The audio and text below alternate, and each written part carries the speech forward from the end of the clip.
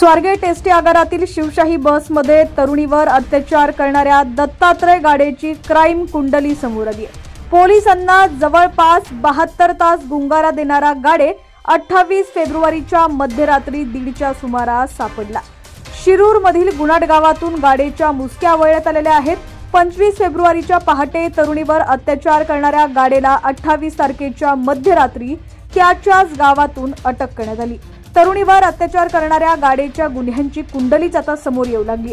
Lodge बाहेर बसून तो सावज हेरायचा, त्याची गुन्हे करण्याची पद्धत आता उघडकीस आली आहे। शिरूर परिसरातील लॉज बाहेर बसून छुप्या पद्धतीने महिलांचे व्हिडिओ काढायचा आणि त्यांचा गैरफायदा घ्यायचा, अशी माहिती पोलीस तपासातून समोर आली आहे। या महिला बदनामीच्या भीतीने तक्रार दाखल करत नसल्याने गाडेची हिंमत वाढली।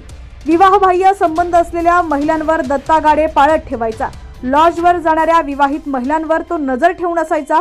छुप्या पद्धतीने व्हिडिओ काढून दत्ता गाडे त्यांना ब्लॅकमेल करायचा, शारीरिक संबंध ठेवण्यासाठी जबरदस्ती करायचा, अशी माहिती पोलीस दलातील सूत्रांनी दिली आहे। लॉजवर जाणाऱ्या विवाहित महिला गाडेच्या जाळ्यात अलगद सापडायच्या।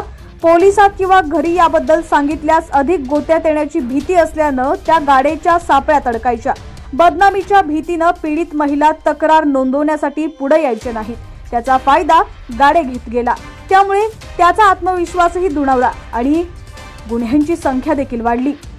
स्वारगेट अत्याचार प्रकरणातील तरुणीने पोलिसांना दिलेल्या जबाबात गाडेने आपल्याला जीवे मारण्याची धमकी दिल्याचा उल्लेख केलाय। गाडेने पीडितेचा गळा दाबला होता, त्यामुळे तरुणी घाबरली। तुला हवं ते कर, फक्त मला ठार मारू नका, अशी विनंती तिने केली। त्यानंतर गाडेने तिच्यावर दुसऱ्यांदा अत्याचार केला। गाडेला 2 मार्च पर्यंत पोलीस कोठडी सुनावण्यात आलेली आहे।